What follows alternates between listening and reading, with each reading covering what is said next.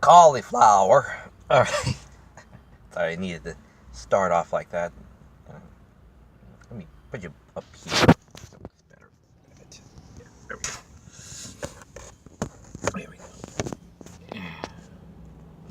Now I see it's my head. There we go. That's better. So like I was saying, cauliflower. Alright, that's the magic word at this point. I know it's like 6 months, if that too late, but I know I lost my phone and I kind of lost my drive to redo some of the reviews I had already recorded on my old phone. I only put out a handful of what I had. I had like maybe 2 more because I did the Power Rangers and the Logan movie review on my phone, which I don't think I put out. It's been a while, so I forgot if I had or not. I hated fucking Power Rangers. I am the now. And apparently Old Man Logan, which is the, you know, the going over the hill, the final curtain call, the, you know, whatever cliched saying for it. But anyway, after those movies came out, there was Logan Lucky. And it was made by the guys who did Ocean's 11 series or whatever, and it comes as advertised. It is this redneck Ocean's 11 type of robbery of NASCAR, and okay, in the beginning I'm thinking, okay, so it's going to be this semi-intelligent heist. You know, I didn't think it was going to be too smart. Doesn't pass us off as being too smart, and they're going to go and hire the one smart guy for this heist, which was the guy that they got out of prison. Because what the story is that this guy, the lead characters are these 2 brothers, one who lost his job because he has a limp, and it's a liability, and it's like, it's barely even anything. It's like, oh, but you didn't claim it, so it's not a thing, and so it's a this, so we have to let you go. And he does that hat thing in the trailer where he just throws his hat and it hits the lid of the bucket, falls in, and then the lid closes. It's like, did he do that in one take without knowing it, or was he actually, did he like do this over and over and over again and became like a pro at it? That's why it looks so good. Either way, it was a really great shot. Anyway, so after a night of, okay, so what the fuck do we do now? We're downtrodden. We're we've been denounced. What do we do? We're unemployed, and we have a one-arm, and his brother is a one-armed bartender. So after a fight, he's all like, the brother just walks up to the other brother and says, cauliflower, and then just walks off. And then it's supposed to be the next day, the next morning, he's like, you did not say cauliflower to me. And then they explained what it was cauliflower was their code word for, I have a plan for a heist. And it was after that point when the word cauliflower was said that the characters in the story just completely changed. Because we think they're just standard rednecks, country people who just want to survive like everybody else, like me. I have a job. It doesn't pay incredibly well, but it keeps me fed. It keeps me housed. And it provides for my expenses. This guy has a daughter. And of course, the single parent syndrome, which is now like the everyman thing, because apparently relationship commitment is the hardest thing in the universe. They're now getting it with their thick skulls. Because people back in the day kept thinking, well, you get married and everything just clicks. It's like, no. Relationships are a job. You have to work to keep them together. Just because you got married doesn't mean that everything here is just going to be overly simplified. You click and then that's it. You gotta maintain the unity, the symmetry. You gotta, like anything, it's a job. You gotta maintain this. But everyone keeps thinking like, wow, dude. So now it's like, all right, it is difficult to have a relationship. So the new thing is that every parent you're going to come across, or almost every adult's going to have some sort of defunct marriage and some child in the middle of it somewhere. That's the new status quo. It's been going on for 20 or 20, 30 years. Ever since the 80s, where they realized there are a lot of single parents out there. And, anyway, so, that aside. So when cauliflower was mentioned, suddenly I'm put into a world where suddenly these two guys, which seem to be relative intelligences, are suddenly these brilliant geniuses. Where it's like the next morning, when he gives the brother the plan, he has a diorama, little, cardboard miniature of the roadway of the racetrack with little like pull up things showing what's underneath. They're like, when did he have time to build that? Is this one of his hobbies or something? Because this thing's rather incredibly detailed and well painted and all that. And he's explaining this whole thing to his brother, in this complex but yet easy to understand narrative of the heist. And like, okay, but we're going to need a bomb expert. So they go to the jail to get the bomb expert. And he said, well, we have a plan for this and that, blah, blah, blah. And then we got to hire the computer guys. He says, yes, I know everything about computers. I know all the Twitters. So, bringing that in, this adds more characters and more character to the story. And anyway, so this story keeps getting better and better as it goes along. The art's good, the cinematography's good. Everything about it is getting kind of better and better as the story goes along, because it weaves into this thing where it's like, yeah, it kind of gets me a little guessing. I kind of really don't know where this is going. I don't really see, stuff coming, it's annoying when you see, like, paint by numbers. This number, that scene, this scene, that character line, this outcome that's so incredibly forced because it has to be in order for the next scene to happen. It's like, that just breaks logic right there. You don't have to do that, but it has to do that in order to have the next scene make any semblance of relevance or logicness to it. So you have logic, illogical, to have the logical to follow it. Trust me, if you see movies a lot, you'll understand. And so there was none of that here. Everything kind of, if you didn't understand it at first, like, what was that about? Like, for me, when I first saw it, there was a lady who was working with one of the cashier stands at the racetrack who suddenly left her job to join them. I was like, wait, which character was that? I don't remember, like, her, or why she's doing this, or why she's even working there at all. And then she leaves to go join them. I was like, okay. I don't remember that, so I'll have to watch it again. Maybe I wasn't paying attention. I don't know. But seeing it until the end, well, I'm going to get into some spoilers because it's just really that good, because it's this weave thing. Like, when they finally get to that vacuum tube section surrounded by bricks, normally when a story is like, okay, remember in Night at the Museum where it's going to say, and we're going to have the chase sequence. Let's stop and have an emotional moment with Genghis Khan for the next 30 fucking seconds.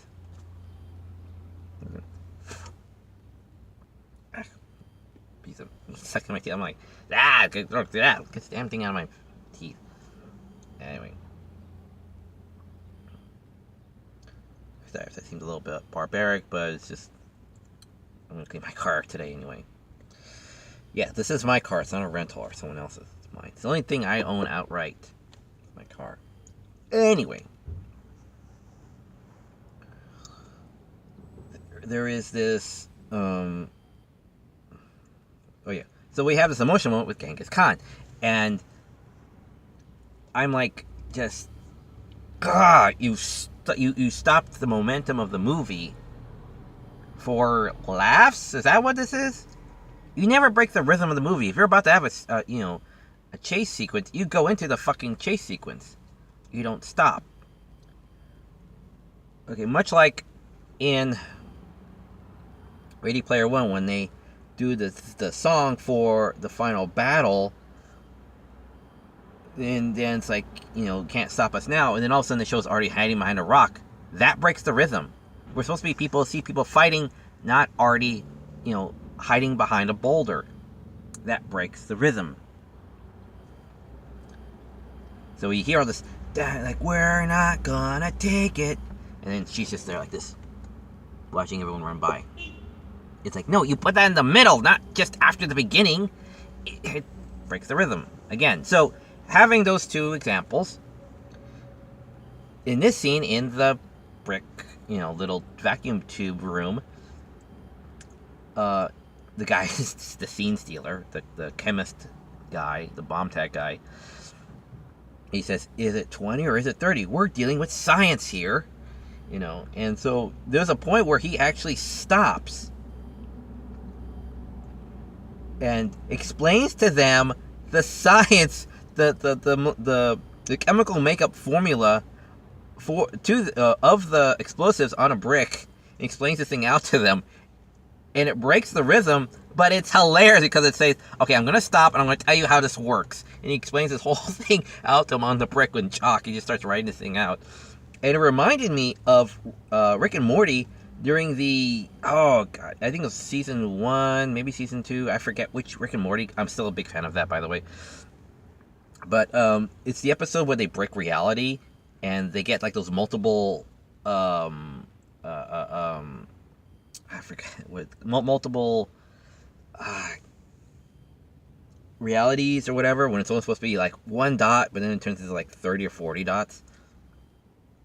Anyway, so that episode where Rick says, "Okay, I'm gonna stop here and tell you both how Grandpa sees you, both equally." Well, how about height or gender or IQ, but how much of a pain in the ass you are, which is equally the same. Like that little moment where he stops trying to save the day and explains to them how he views them as a pain in the ass and measures them like that. That's actually pretty funny. That's hysterical. Because he's smart enough to do that, and this guy's pretty smart enough to do that too. So it's like the same thing. It breaks the rhythm, but it does so properly because you're laughing your ass off of the kind of the absurdity, but the fact that it's actually still relevant. When you break the rhythm to go off and go this way and have an emotional moment with Genghis Khan versus we're still continuing the plot. This is still kind of okay. Rick and Morty he stops to explain to them something, but it's still done comically well because he's condescending to them. He knows how to do that comically, entertainingly well. Lucky Logan still progresses straight ahead because he's still telling them how this is all going to work. And that's hysterical. It is. It's funny. That whole scene is just hysterical. With the bag and the synthetic salt, the fake salt. And he says, oh, I see what I did here. Yes, I see what the problem is. And it's like, is this real in any shape, way, or form? Because it's like, I don't know, this feels more like TV, movie, science than actual science. And too bad the Mythbusters ended so soon. I kind of wanted them to see if this was actually possible. Because it's like, is that actually doable? This, like, MacGyver level of, of science that this guy does in the movie. And anyway, so they get through this whole thing, and then they have the bickering moment, at near the end, and then they take the money. Everyone goes their separate ways, and then it finds out what happened. And they said, but then they recovered the money. It's like, well, wait, I know they recovered a lot of the money, but it couldn't be all the money. I mean, he couldn't have done this whole thing and then just stopped at the end and said, fuck it, well, never mind, it's too risky or whatever. And I'm like, I don't know, you came all this way and then just had a change of heart on behalf of everybody, including the people at the prison, which, by the way, the ward, they're putting up or you get the guy at the prison, they have this riot and to cover up and distract the guys out of prison. And so they're saying, well, we demand to know the stuff about Game of Thrones, and the commissioner the warden is saying, according to the Wikipedia, not Wikipedia, he calls. That's where you know when people are of a certain age, is because they refer to stuff on the internet as the internet. You know, they don't say internet, they say the internet as a title. You know, the Wikipedia, the Facebook. When people just say Facebook, internet, YouTube, you know, so people of certain ages say that. And so there's a guy on I'm guessing a Harley. Anyway, in case you hear that in the background. So you see, you know, all this comedy between the inmates saying, we want to know about the Game of Thrones. It's like, huh. And they're all like, it's just, you know, just like whatever, man, type of mentality. I love it. So, so that's going on. We don't know what the hell is going on. I don't see anything coming, but I do see a lot of heart, especially with the little girl during the beauty pageant, because he has to juggle robbing NASCAR and then, you know, dashing back to catch the end of the beauty pageant to hear his daughter sing, which is incredibly heartfelt. You know, I thought, and the dynamic between him and his daughter when they have their scenes together is really pretty nice. And so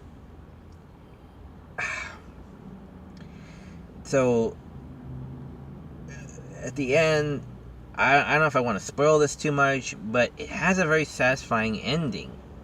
You know, with whodunit, how much the FBI lady is able to figure out and prove, mind you. And it's like, well, yeah, there was a lot of fuzziness here, ain't it? It's hard to keep track of everything when all the record keeping went kaput. So yeah, it's like how does that? And it leaves it open to the fact that maybe they might not have gotten away with it as much as they thought. So I'm sorry if that's too much of a spoiler, but once you see it, you'll be very satisfied with the outcome, that this is actually told very well in controlled measurements, proper measurements. Not by numbers, but by feelings, proper amounts of feelings. And that's how a movie should be.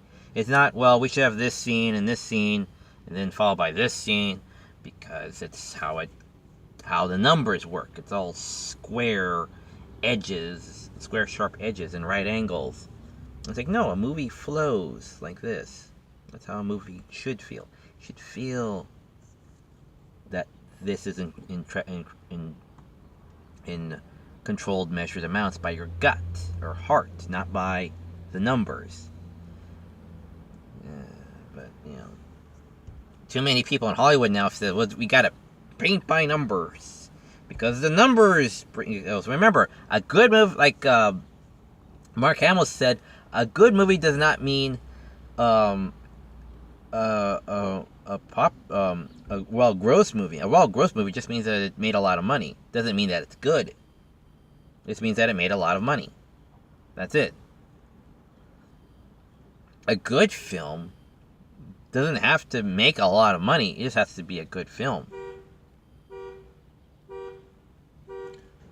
I'm stretched right now to think, what's a good film that was completely underrated? But I'm pretty sure there are dozens of underrated films that have gotten jack in the way of money reviews or returns because of, for one other reason or another, you know.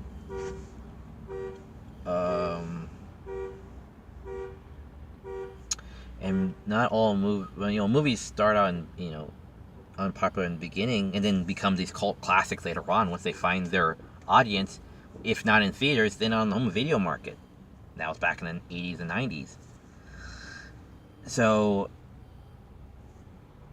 with that, you know, a lot of movies have been able to, you know, bounce back from basically being flops to these things people are proud to put on their movie shelves, like me.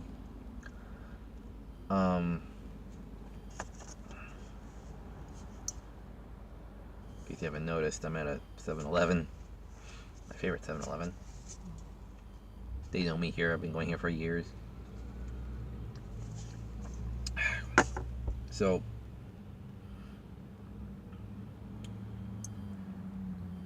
Okay.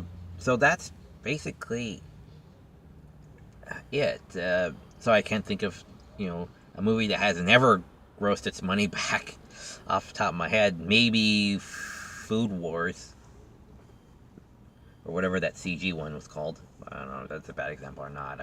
I'm just spitballing here, but yeah, there have been good films. Hell, I have good films at home that haven't grossed. I have tons of movies at home of anime and stuff where it's like, this is actually pretty good.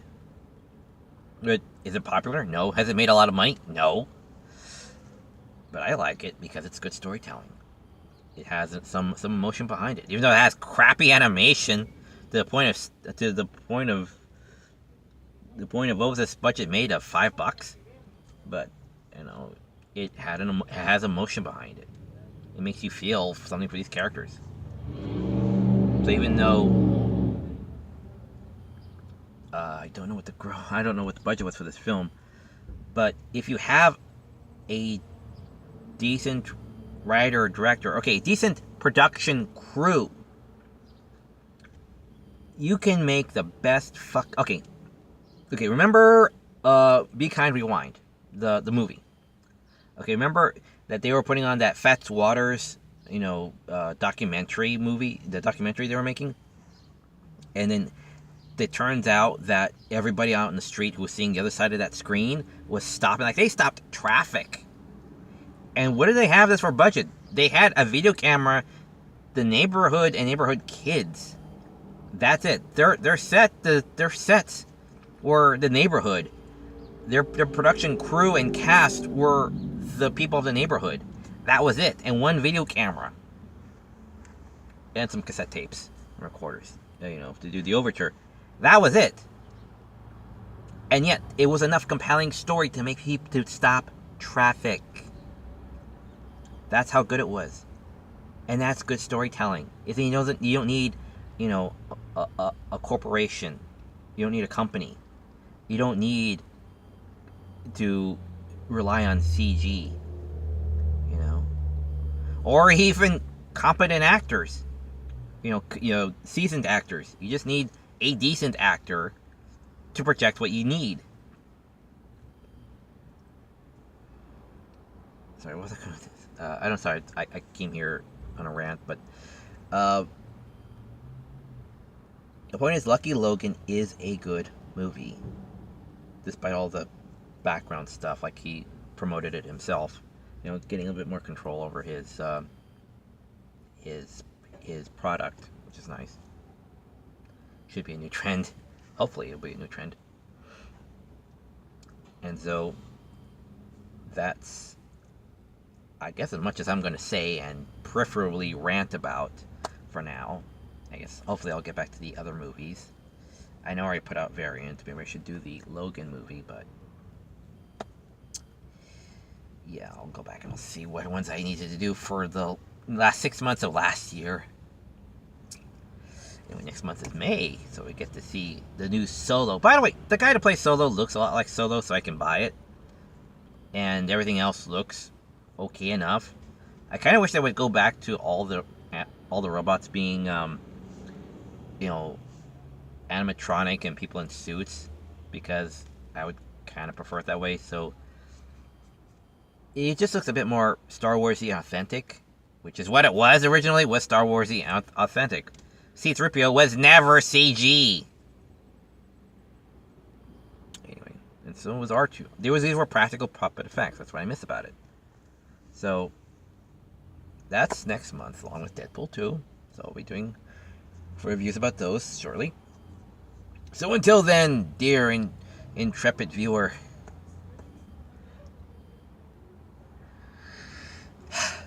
see you at the theaters.